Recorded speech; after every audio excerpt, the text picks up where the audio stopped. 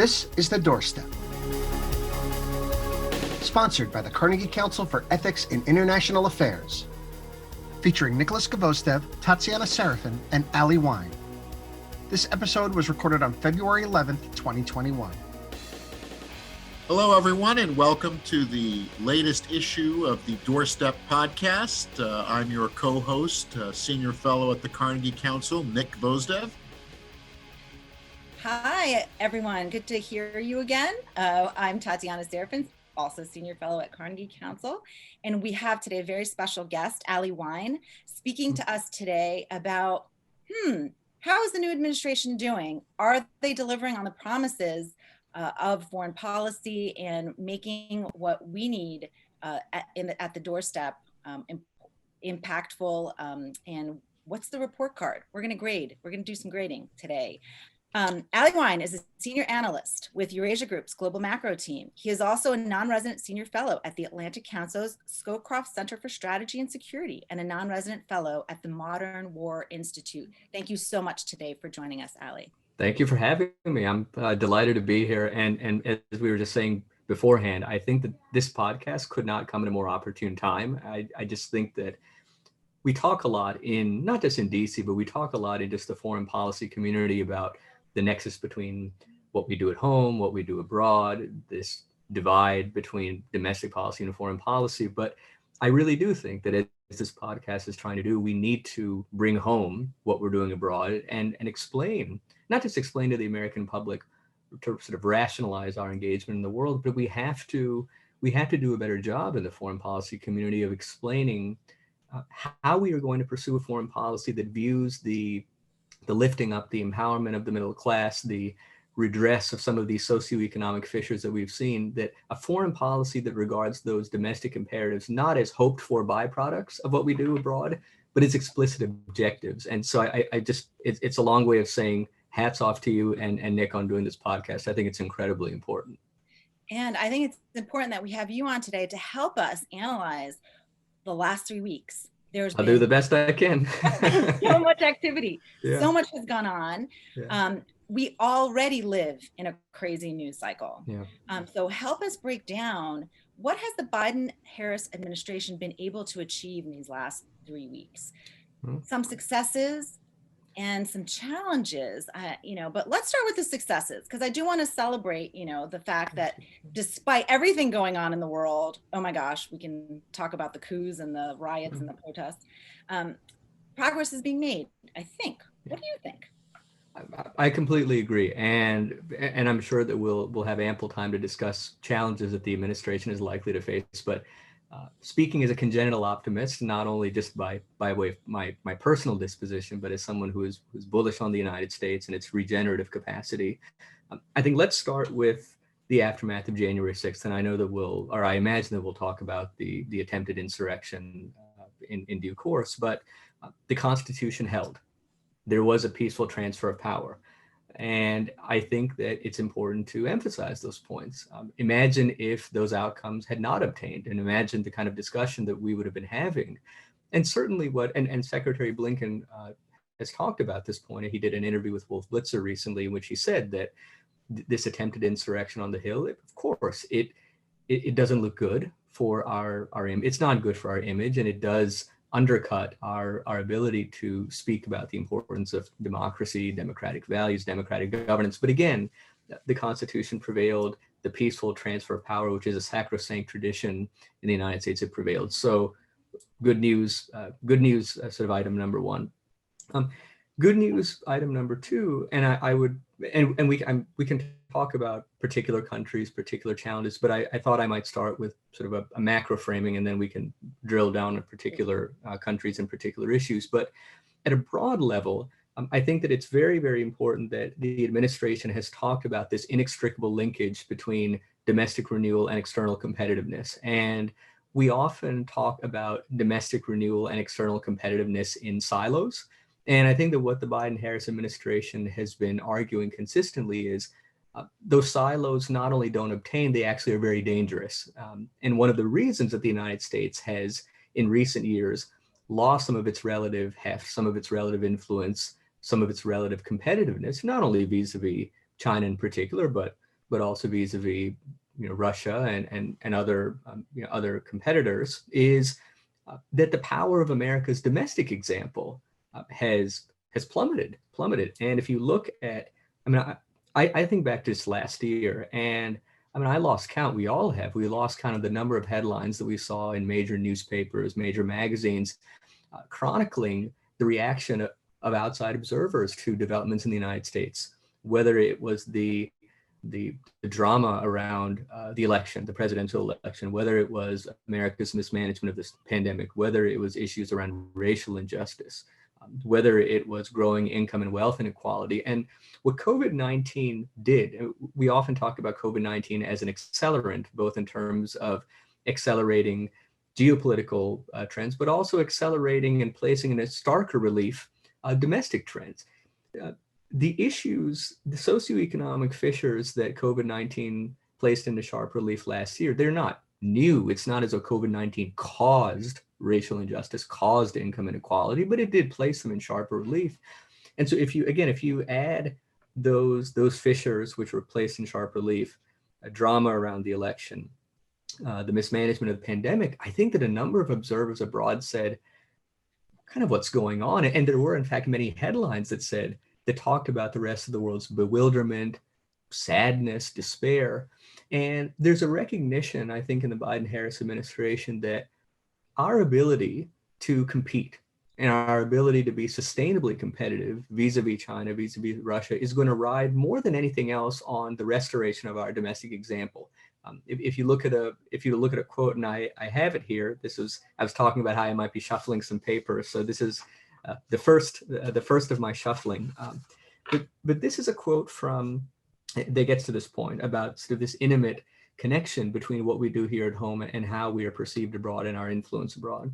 So here's a quote from Samantha Power, former U.S. ambassador to the United Nations and very likely the incoming head of USAID. She wrote an essay in Foreign Affairs at the beginning of the year in which she said that President Biden, quote, will have to grapple with the widespread view that in key domains, the United States does not have the competence to be trusted. And if you're not trusted to manage your own affairs, how are you going to be entrusted? So I think even America's well-wishers, and then I'll stop here because I realize I've been going on at some length, but I think that even many of America's most fervent well-wishers in Europe, in the Indo-Pacific, rightly, after looking at what has transpired in the United States the past 4 years, rightly say to themselves, if the United States is having such a difficult time managing its crises at home, how can it be entrusted? And more importantly, why should it be entrusted with giving counsel on the far broader imperative of constructing a post-pandemic order? And so I think that if you look at the statements that are coming out of the administration, if you look at the individuals who are staffing the administration, and if you look at the messaging, if you look at the actions that have been taken, I think that again and again, it's what can we do to restore the power of our democratic example, our domestic competence, so that the rest of the world trusts the United States to be a stable power, a credible catalyst of collective action. And that messaging, I imagine, is going to be a bedrock of this administration's messaging, a bedrock of its actions. And I think that emphasis is very encouraging. I think we've seen some of this already. And Nick, I know you want to jump in with, I just want to mention that Biden just had a conversation yesterday, the first conversation since the election with President Xi Jinping. And he kind of pressured him on human rights, on China's actions abroad. And so, I think that's a little bit, but it's also just talk. So I don't know, Nick, have you seen action? Well, I wanted to pick up on what Ali said about people coming into the administration. We've obviously have, in some ways, although not entirely, it's almost like an Obama administration family reunion with everyone coming back in after a period of absence. But really touching on this point that I think Tatiana right now raised, which is operationalizing all of this. It's one thing to say, we want a foreign policy that supports the middle class. We want to lead by the power of example. We have to fix our institutions at home. What's your sense of roadmap that, how do we move from slogans to to operationalizing this? Are you seeing anything that would suggest a pathway forward for how we might have a different way of organizing and implementing U.S. foreign policy? Definitely. And Nick, you and I have had these conversations before. What I see, and I'm encouraged by, is, and we've had this conversation in the context of this notion of great power competition. My sense is that the administration is thinking about how the United States can become more strategically competitive, but how it can do so pursuant to a more affirmative vision. I think if you have and one of the concerns particularly about the way that I think that the Trump administration spoke of great power competition, I think that there is a concern that U.S. foreign policy might be beholden to, captive to China and Russia's maneuvers. And I think it's very important that the United States manage a resurgent China, manage a revanchist Russia within the context of a more affirmative vision. And that is to say, where is it that we are trying to go?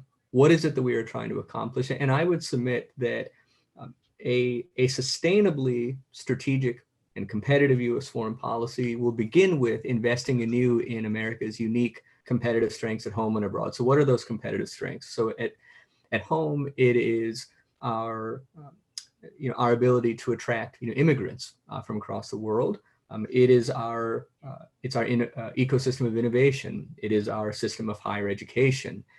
So we have a number of unique, I think, competitive advantages at home. And I would also say, and we can talk about this point later, I think that the United States also has an ability to engage in introspection, halting, incomplete, but nonetheless has an ability to engage in introspection as a catalyst for renewal. And so the United States has obviously been through many periods of domestic trial and tribulation, and the present period is no exception, but we have an ability to reinvent ourselves to address the socioeconomic and cultural fissures of the day. And then abroad, of course, the post-war order. And I know that the post-war order people kind of roll their eyes, but the post-war order, by virtue of having been around now for coming up on 80 years, it offers a form of kind of sticky leverage. It's been there for so long, and it now has diffused sufficiently that even though it is creaking from without and from within, and even though it's fraying under a number of pressures, it still is quite a formidable bulwark. And so I don't think that the United States and its allies and partners will simply be able to wave a wand and resuscitate it. I think that they're going to have to take some of the building blocks of that post-war order, sort of rejigger them, reassemble them, so that this system becomes more adaptive to transnational challenges. But the post-war order, it is still a formidable source of kind of inertial, sticky leverage. And thus far, there isn't any, as far as I can gather, China and Russia in particular, they disclaim the legitimacy of that system, but they've yet to put forward an articulate conception of what an alternative would look like. So the existence of this predominantly US-led post-war order is an important competitive advantage. Our network of alliances and partnerships, again, it's a network that's under fray, particularly after what we've seen transpire in the past 4 years, but it is nonetheless a very important source of potential leverage. And so what I think that the United States should be thinking about is, okay, how do we invest anew? It's kind of pursuing an ace. So Jessica Chen Weiss of Cornell University, we wrote an article for the New York Times a few months ago in which we were focusing on China, but in which we exhorted the United States to pursue an asymmetric affirmative strategy. Asymmetric in that there are certain competitive advantages that I think are unique to the United States, and we need to invest in them anew. And affirmative in that I think that when the United States focuses on restoring the power of its democratic example, when the United States thinks about how, in partnership with its allies and friends, it can catalyze collective action to address the transnational challenges of the day, I think that type of affirmative vision at home and abroad, it's more attractive. And I think it's also more sustainable because it's difficult to sustain yourself in perpetuity solely on the basis of what you oppose and who you oppose. I think that defining yourself in oppositional terms, it can certainly catalyze important discussions, but it can't sustain you indefinitely. It's only when you say, here is what we are striving towards at home and abroad that you can sustain yourself and be competitive. So what I see, and again, we're only a few weeks into the administration, but I do see a lot of discussions taking place about what the United States can do to strengthen its democratic example, to strengthen its economy, to address issues of racial injustice. And you really can't understate the importance, or I should say, you really can't overstate the importance of those initiatives. If you look at the Cold War, I've actually been doing a little bit of reading on this for my book project. While we often talk about the role of containment and the role of foreign policy in bringing down the Soviet Union, some of the leading Cold War historians say that it was ultimately the power of our domestic example that helped us to prevail. And an example that I've been reading about, Brown versus Board of Education. So Brown versus Board of Education, obviously it's a landmark Supreme Court verdict that's rendered in 1954, and we remember it primarily and understandably as a domestic victory, as a moral victory at home. It actually had very, very significant foreign policy ramifications, because in the early years of the Cold War, in the early years of the Cold War, you have this wave of decolonization. You have a number of newly liberated populations who are looking at the United States or looking at the Soviet Union, and they're saying, which of these two powers offers a more compelling vision for these newly liberated publics, many of whom were not white. And so the United States, in Brown versus Board of Education, recognized, and so the Attorney General, the U.S. Attorney General filed, or the Truman administration, I should say, it filed an amicus brief with the Supreme Court. And what I find so fascinating about that amicus brief was, while it talks about the scourge of domestic injustice, the amicus brief that the Truman administration files with the Supreme Court, pursuant to Brown versus Board of Education, it emphasizes the foreign policy import of this case. And it says the Soviet Union keeps needling the United States and says, look, you decry the Soviet Union's treatment of various minority populations, but look at the way in which you treat your own minority populations. Look at the way that you treat African Americans. And so this amicus brief stressed that if the United States is not able to take steps incrementally to redress racial injustice, that this scourge is going to continue to undermine our soft power abroad. It's going to continue to undermine our democratic example. And so when Brown versus Board of Education, when the verdict came down in 1954, newspapers across the nation, they touted it not only as a domestic victory, but they said, this is going to be very, very powerful foreign policy ammunition against the Soviet Union, because now every time the Soviet Union says, look at the way that you treat African Americans, we can hold up this verdict and we can say, we have a long way to go. This is only the first step, but it's an important step. And it was basically a way for the United States to say, we reckon, however haltingly and however incompletely, but we acknowledge that our rhetoric doesn't often live up to our ideals. We acknowledge the criticism, we legitimate the criticism, we take actions to address the criticism. So I give that example, and I think that example of Brown versus Board of Education, I find it very compelling, because I think that today we again have that opportunity / imperative. And I think that the rest of the world is going to look very keenly. What does the United States do with rising income and wealth inequality? How does it grapple with enduring issues of racial injustice? How does it deal with a whole host of other domestic issues? And I think that the greatest contribution that the United States can make to its external competitiveness is restoring its reputation as an actor that is capable of acting competently when crises arise, that is capable of regenerating, reinventing its governance and its politics so that it can address domestic crises as they arise. And as I said earlier, the United States has been through many periods of domestic trial and tribulation. The present one is no exception. So it certainly has the capacity.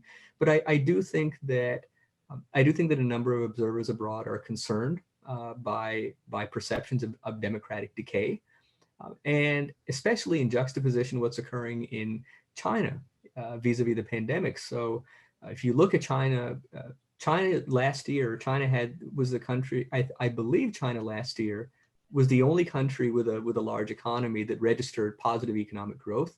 It's projected to grow at about 8% this year. Last year, its exports reached a record high. So China it seems to have more or less contained COVID-19 within its borders. It's exporting vaccines. It's registering robust growth. And if anything, the rest of the world is presently more economically dependent on China than it was prior to the pandemic. So again, what we do here at home is critically important, and I hope that we can get that. Connection right, because. Well, sorry, Ali, just to jump in on that, by getting the sure. connection right, do you think that there are people within the Biden team that can get that connection right, that are, and that can make that doorstep argument? Because again, the risk, I think, is that for a lot of Americans, they're going to hear familiar phrases about alliances and leadership, and they're going to say, okay, now what's in it for me? Why are we doing now? Yeah. So what's your sense about, is the Biden team, and Jake Sullivan, prior to the president's speech at the National Security Advisor, prior to the speech that the president gave at the State Department, went out of his way to stress, our foreign policy is going to be based on what benefits Americans and the middle class. And so do you have a sense that, again, is this just talk, or is there, is the Biden team going to be able to do what would be a major reorientation of focus away from, Zbigniew Brzezinski's The Grand Chessboard, where we're just doing this on the international arena, to, hey, how does this benefit Peoria and Boise and Savannah and Brooklyn, rather than, how does this just play out on the grand chessboard? Do you have much of a sense of that? I think if you look at the individuals who are coming in at the State Department, at the Department of Defense, the National Security Council, I think that this theme it underlies a lot of the appointments. And you mentioned Jake Sullivan, and I wanted to, another one of my printouts that I wanted to quote from.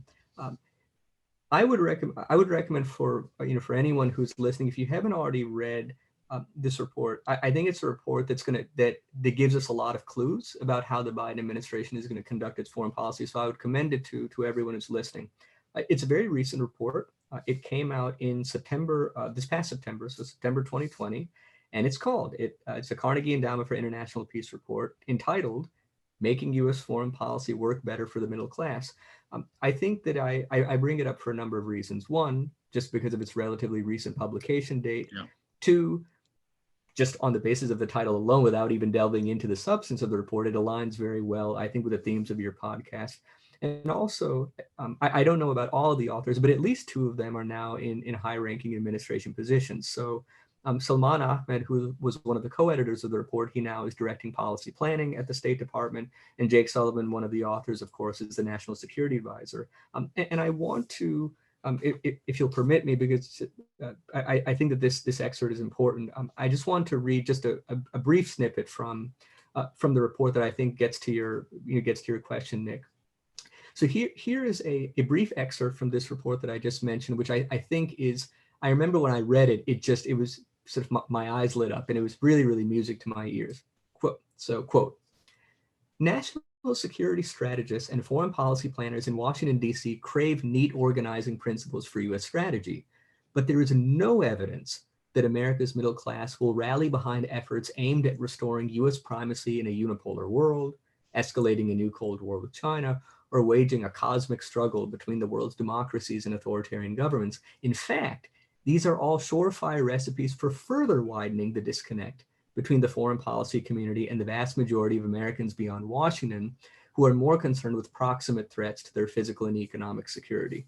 So, and I think that to me is a very important message. And in terms of the individuals who are staff in the administration, I think that they very much hew to that, to that messaging. And I think that we're seeing a lot of actions that are aimed at, one, what do we do to, what are steps that we can take to, first of all, the immediate priority for the administration is we've got to get out of the pandemic. I mean, any kind of conversation about what do we do vis-a-vis China? What do we do vis-a-vis Russia? What do we do in foreign policy? First is we have to get out of the pandemic. And so I think that the Biden administration, I would imagine, is going to be spending a lot of its time, a lot of its, not only its first 100 days, but I think a lot of its first 365 days dealing with the pandemic. And I think that the administration has articulated quite ambitious targets, but increasingly, I think they seem to be plausible targets. Getting 100 million shots into the arms of Americans in the first 100 days, potentially, I believe, hopefully by summer, maybe the beginning of fall at the latest, hopefully inoculating 300 million Americans. So I think that getting out of this pandemic, which is first and foremost a health crisis, but also then rejiggering the American economy. So I think that the administration is going to be focused very aggressively and is taking a number of measures to that effect, very aggressively trying to rein in the pandemic. And then in terms of how we position ourselves abroad, I know that the administration is undertaking a very serious review on how we can refigure supply chains that funnel vital commodities to the United States, because one of the lessons of COVID-19 is that the United States depends inordinately on a select number of countries to provide essential medicines, to provide inputs into highly sensitive military technologies. And I think that the administration wants to make sure that the United States, not if another pandemic arises, but rather when the next pandemic comes. I mean, we know that COVID-19 will pass, but other pandemics will come. What can the United States do so that Americans don't have to wait on or depend on medicines and essential pharmaceuticals from other countries? So that type of review is underway. There is another, and there are other reviews about how the United States can restore its edge technologically. What steps can the United States take so that it is at the cutting edge of developing technologies that are going to be central to the global economy? I was just reading an article the other day, and I kind of chuckled because the debate about how the United States can sort of regain certain momentum vis-a-vis 5G. I mean, that debate is still very much ongoing. But I read an article the other day that said, forget about 5G, the debate over 6G is already beginning between the United States and China. So, and those technologies are going to be essential to Americans' prosperity. So if the United States is able to take steps, not unilaterally, but if the United States can take steps in partnership with friends to shape standards for developing emerging technologies, I think that type of those initiatives will be important for Americans' prosperity. So again, we're only a few weeks in, but the sense that I get, if you look at individuals who are going to the administration, two very prominent ones who were involved with this report from the Carnegie Endowment that I just mentioned. If you look at statements coming out, statements from Secretary Blinken about the imperative of revitalizing American democracy, and on and on and on, I get the sense that there's not only an abiding rhetorical commitment, but there are a number of initiatives that are already underway about how the United States can make democracy more inclusive, how we can make the State Department more representative of Americans, how we can make all of government look like more of America, how we project a different face. And one last comment, and then I'll stop so that we can talk about other topics. I don't want to be Pollyannish. I think that we have a lot of catch-up work to do, and we can't pretend. So if you look at Jonathan Kirshner's essay in the new issue of Foreign Affairs, and I think that he makes a very compelling point. You can't unsee the Trump presidency. You can't pretend that the Trump presidency didn't happen. And I think that a concern that many of America's well-wishers abroad have is, so when Donald Trump's presidency was a hypothetical to be considered rather than a reality to be managed, I think that a lot of U.S. observers were able to go to their foreign interlocutors and say, don't worry, he's not going to get elected. We're just having an unusually chaotic or entertaining electoral cycle, but don't worry.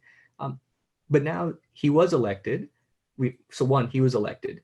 Number two, if you look at how many votes he got in 2020, he received, I think, either 10 million or 11 million more votes than he did in 2016. He expanded his base. His base didn't shrink. He expanded his base.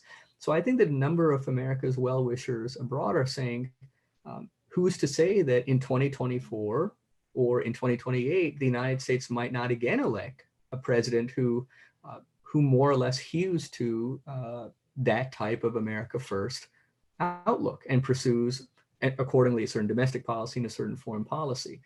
If you look at, so one, the reality of Donald Trump's election and then his subsequent presidency has set a precedent that can't, as Jonathan Kirshner argues, can't be unseen.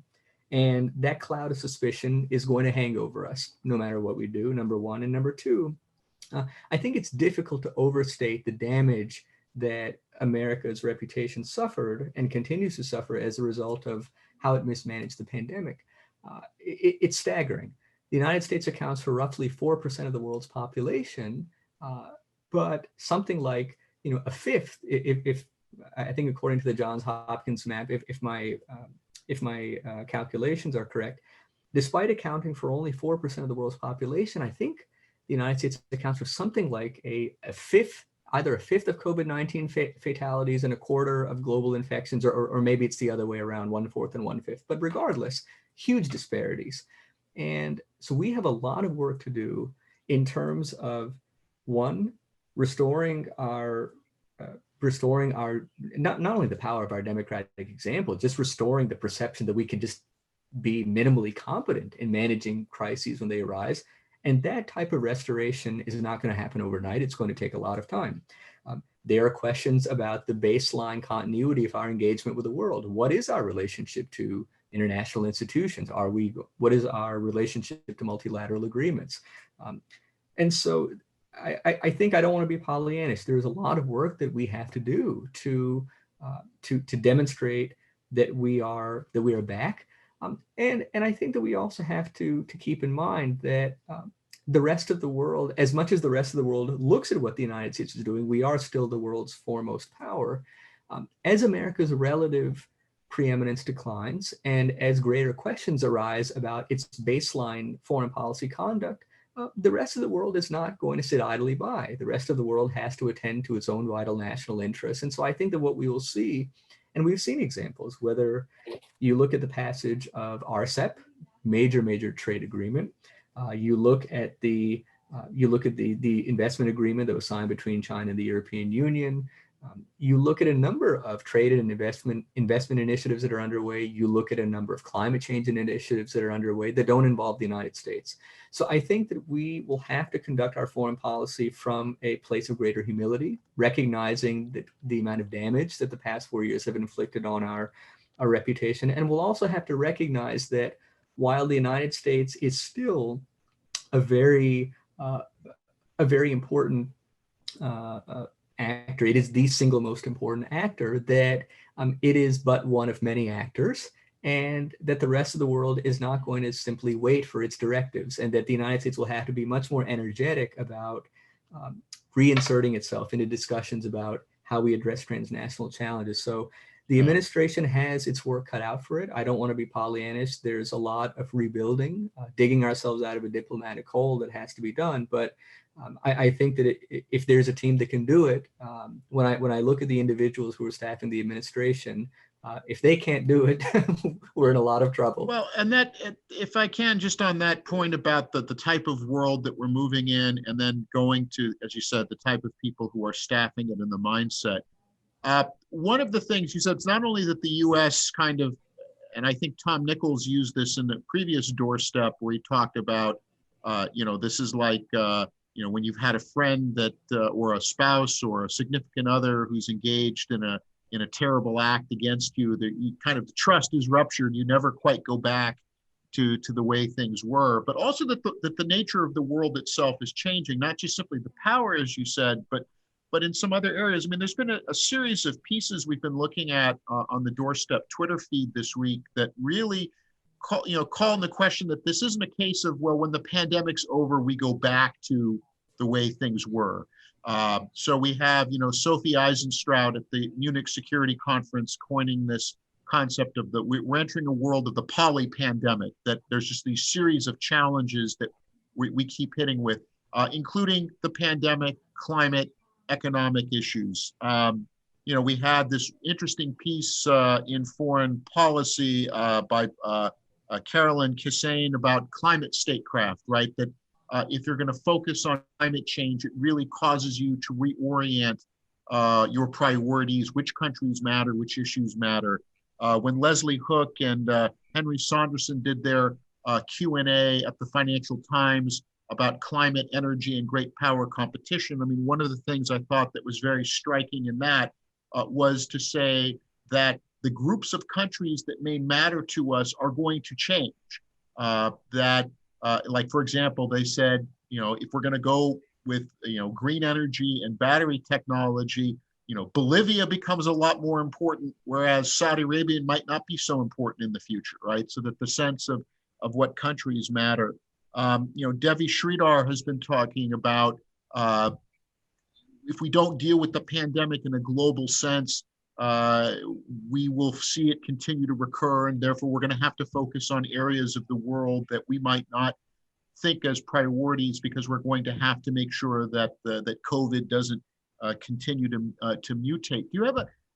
Is there a sense too that this is a team that can say, look, for the last 30 years, these have been U.S. foreign policy priorities, and including great power competition, Russia, China, but in the 2020s, we may have to kind of leave sort of comfortable, well-grooved foreign policy things about, well, we're always going to be, the Middle East is where it's at, and other things, towards looking at a series of countries and issues. And therefore, as you said, going back to your own piece that you and Jessica wrote about having to change the way about even thinking about countries like China, where when it comes to climate, environment, and other things, we may have to find a way to work with them in ways that a new Cold War with China don't produce. So a lot throwing out there, but just your sense about is this a team that can pivot?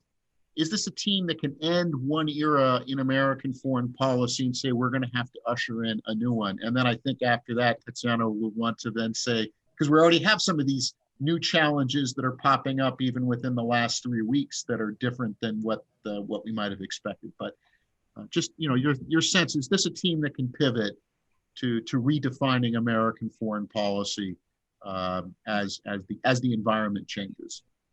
I think so, and I would say that there's already, and I think that we're seeing already in the actions that have been taken and in the statements that have been put out, this recognition. So thankfully we've extended New START. I know that there was a lot of when the election result was still unknown, there was a lot of trepidation, and I think there was concern that if the election outcome had gone a different way, that we might not have extended New START. And New START is basically, from what I can gather, New START basically is it's the last major pillar. It's the last major existing pillar of the global nuclear non-proliferation order. And so if the United States and Russia hadn't extended New START, this non-proliferation order really wouldn't have had much to speak for itself. So step number one, and I think it's telling that if you look at administration officials and the way in which they have talked about engaging with Russia, so I think that there's a compartmentalization which is important. So in one bucket, we have to speak out against the crackdown that's taking place against dissidents such as Alexei Navalny. We have to recognize that the Russian incursion we have to remind the international community that the Russian incursion into Ukraine and subsequent annexation of Crimea are illegitimate. We have to recognize there's obviously a very active discussion about what types of steps the United States might take in response to the SolarWinds hacking campaign, which it's one of the worst, from what I can gather, it's one of the worst hacking campaigns, or one of the worst hacking campaigns against the United States in U.S. history. So you have to compartmentalize, and the essence of diplomacy, I think one of the pillars of diplomacy is recognizing that the inevitability of strategic tensions doesn't obviate the necessity for basic cooperation. And if you imagine a world, we often talk about autarky in an economic sense, but if we extend the if we extend the notion of autarky or hyper-nationalism and imagine a situation of diplomatic autarky, imagine a situation in which, and I find this prospect absolutely terrifying, and I hope that it never comes to pass, but imagine a situation in which the United States, we talk a lot about, we hear a lot about the prospect of deglobalization, decoupling. Imagine a situation in which we were to experience, hypothetically, something akin to diplomatic decoupling. And if the United States, China, and Russia, just taking those three countries, since they're broadly considered the three great powers engaged in great power competition, imagine a situation in which strategic competition between the United States on the one hand and China and Russia on the other, or maybe even a Sino-Russian entente. Imagine a situation in which that competition became so intense that merely entertaining the possibility of cooperative vistas on the transnational challenges of the day became perceived as a manifestation of strategic weakness, became perceived as a manifestation of competitive weakness. I mean, that type of scenario would be disastrous. And the reality is, and it's a somewhat, it is by now a cliched point to make, or even a banal observation, perhaps even insipid, but I don't think that the banality of the observation diminishes its basic truth.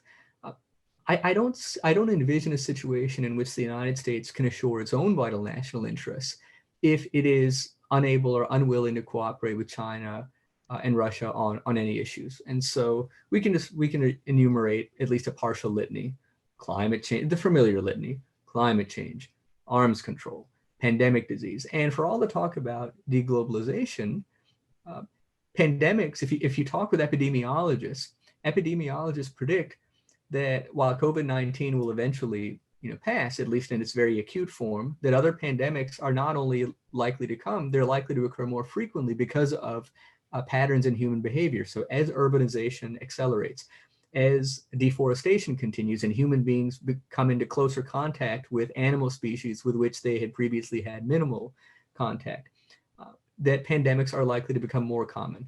Climate change is continuing apace. Arms control, I mean, thankfully we should all sort of toast our champagne glasses now that New START has been extended, but there was an op-ed the other day, I believe by, I'm forgetting I think it was an op-ed in Politico magazine by, I think it was Eugene Rumer and Richard Sokolsky. And they make the point that while we should all celebrate the extension of New START, that the existing non-proliferation framework, the bilateral non-proliferation framework between the United States and Russia, is still wholly inadequate. If you look at not only the modernization of the nuclear inventories in Washington and Moscow, but occurring alongside the development of emerging technologies. So increasingly sophisticated artificial intelligence-powered military systems. You talk with James Acton, James Johnson, you talk with, many others, Rebecca Hersman, many other scholars who've been looking at this increasingly lethal nexus between increasingly sophisticated nuclear inventories on the one hand and increasingly sophisticated emerging technologies that are racing beyond the human capacity for comprehension. It's all a way of saying, and so I think if you look at the administration's actions and statements on, so extending New START with Russia, a very important step, and even in the discussions with China too, of course, there's a lot of discussion about the continuation, the intensification of strategic competition, but where cooperation is in the US national interest on climate change, pandemic disease. So I think that the administration in its actions and in its statements, if you look at, for example, the readout from President Biden's call with President Xi, their recent phone call, there was again that compartmentalization. So on the one hand, denouncing China's conduct vis-a-vis Hong Kong, vis-a-vis Taiwan, in the South China Sea, saying that the United States is not going to sit idly by in view of China's wolf warrior diplomacy, its deepening authoritarianism. So that's one compartment, but also recognizing that there are certain transnational issues that are going to grow more intense where the United States and China will still try to salvage the baseline of cooperation. And that's really the essence of diplomacy.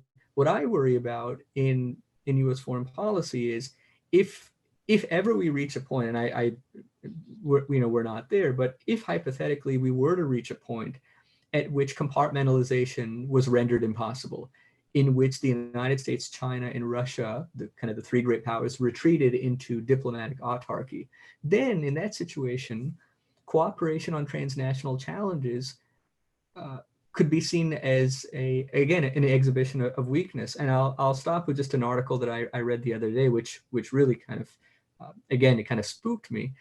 It was an article that came out in Bloomberg just a couple of days ago, and it said that, I think it was citing a study or report published recently by Bank of America, and it was talking about how the new road to global supremacy lies through actions to deal with climate change. And it was talking about how the great powers, the United States and China in particular, it's talking about how, in terms of trying to harness the green technologies of the future, or the clean energy technologies of the future, whether you look at solar photovoltaics,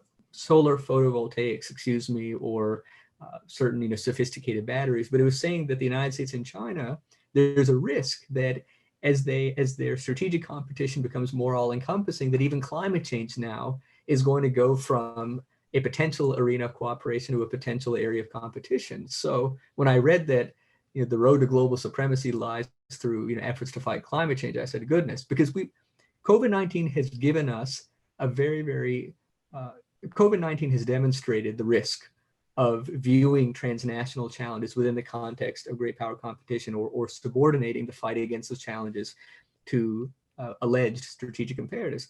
And Nick, you and I have talked about this point before. And again, I'll revisit my own naivete from about a year ago, when the World Health Organization declared that COVID-19 was no longer an epidemic, but rather had morphed into a pandemic.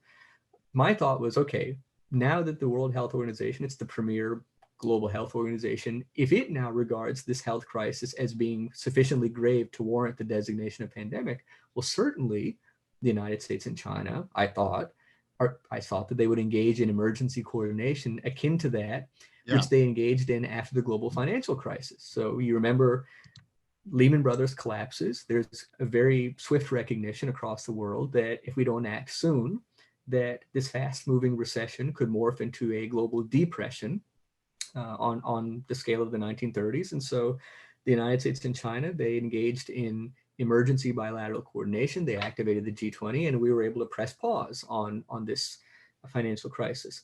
COVID-19 had the opposite effect. COVID-19 precipitated, or it set in motion a series of events that brought the U.S.-China relationship to its lowest level since normalization. That's not a good precedent for dealing with climate change, for dealing with nuclear proliferation.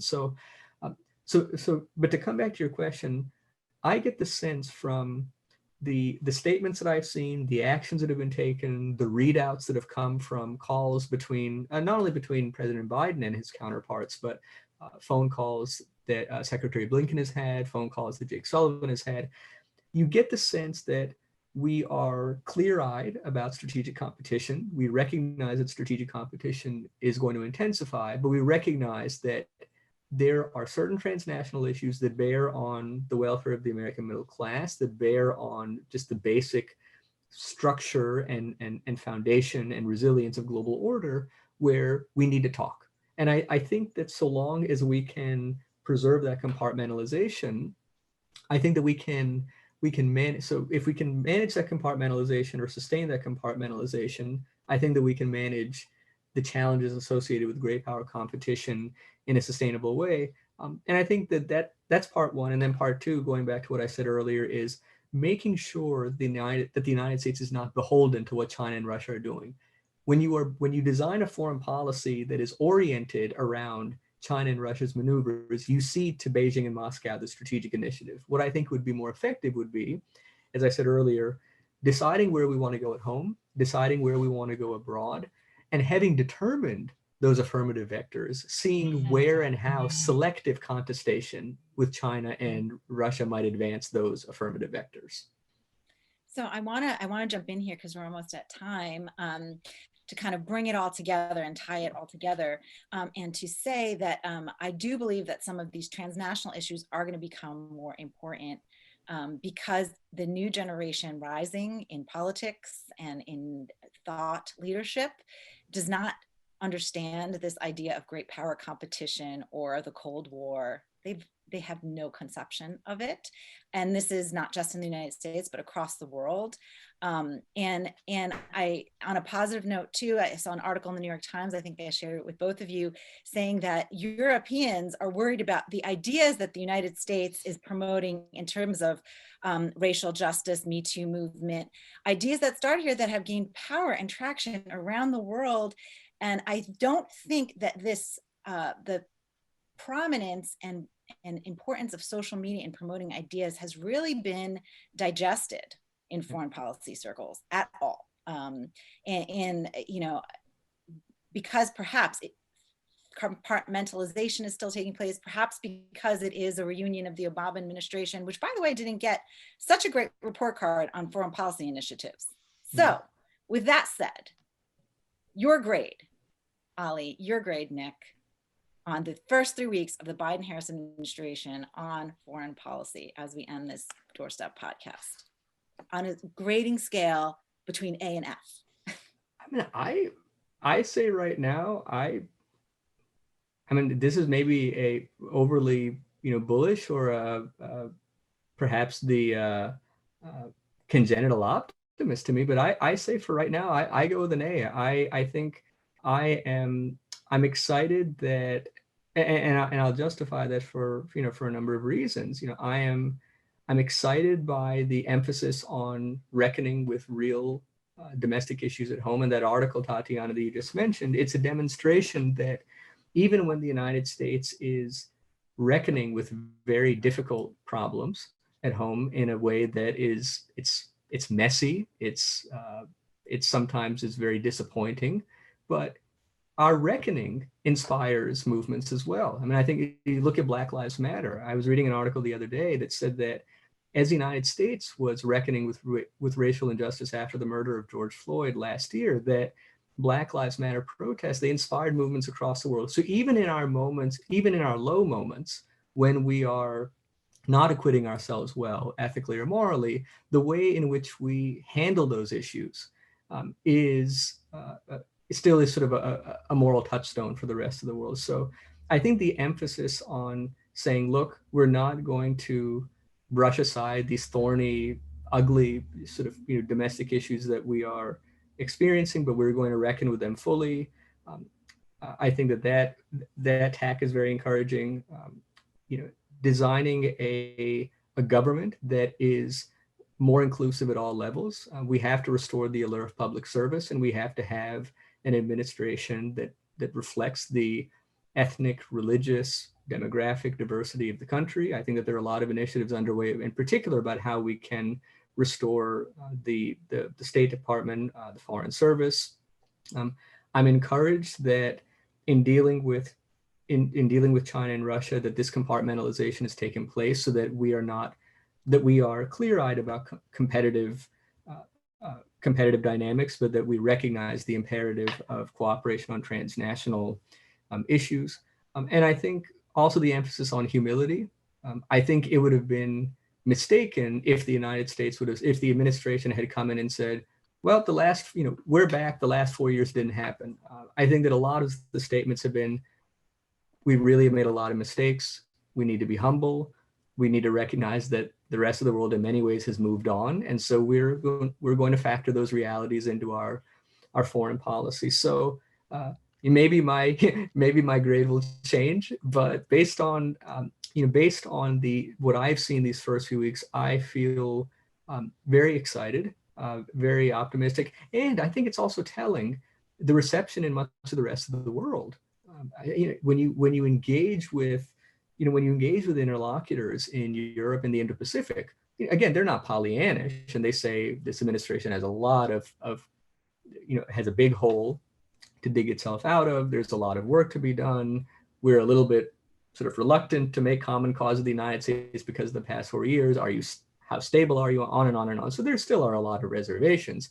But I think that there is, I think a lot of capital has breathed a sigh of relief. There is a lot of excitement about sort of getting back to business with the United States. And And I'll make one last comment. I think that one of the challenges for the administration, and we didn't talk as much about those, but I think that one of the challenges for the administration will be, one, accommodating to and accepting the extent to which the rest of the world might not factor in the United States as heavily when it's making its own decisions on big issues of the day, number one.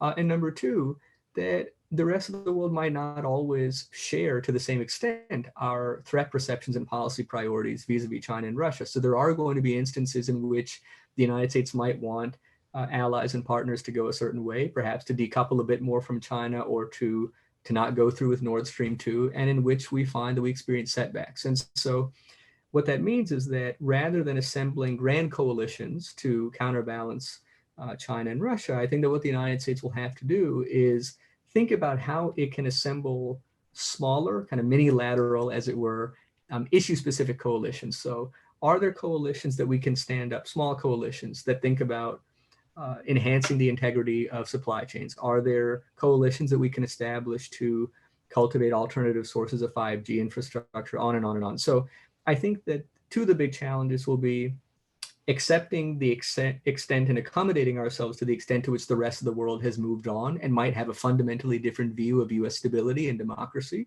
and that adjustment will be hard. And two, recognizing that there's not always going to be transatlantic strategic convergence or Indo-Pacific convergence, and recognizing that there will be limits to what we can do unilaterally in persuading our allies and partners to come on board with our views. But those challenges confront every administration, and this administration is no exception. But I think that the early actions and the early statements give me at least a lot of reasons for encouragement. And what about you, Nick? I'm probably going to say it incomplete at this point. I would like to share Ali's optimism. He's an optimist to my pessimist. I am. As always. I'm kind of where Stuart Patrick of the Council on Foreign Relations is, that it's an ambitious program, but it's going to be a tricky balancing act. So let's see how it plays out. But I think this is probably why Ali will have you back on as the months go by, and we'll be able to assess how this goes, and to see how balancing these different pulls and pushes, the domestic side, climate, great powers, economic, how all of this is going to come together. And well, I'd love to. Is going to play to our constituency. How can it relate to the middle class? Is it being relatable? Is that article you mentioned true, or just rhetoric? And so that, actions speak louder than words. Absolutely. Where I'm going to leave our podcast today. Thank you so much for joining us, Ali. My pleasure. Nick, and we'll see everyone in 2 weeks. Thanks for listening to The Doorstep, sponsored by the Carnegie Council for Ethics in International Affairs. For more, go to carnegiecouncil.org. Stay healthy and safe.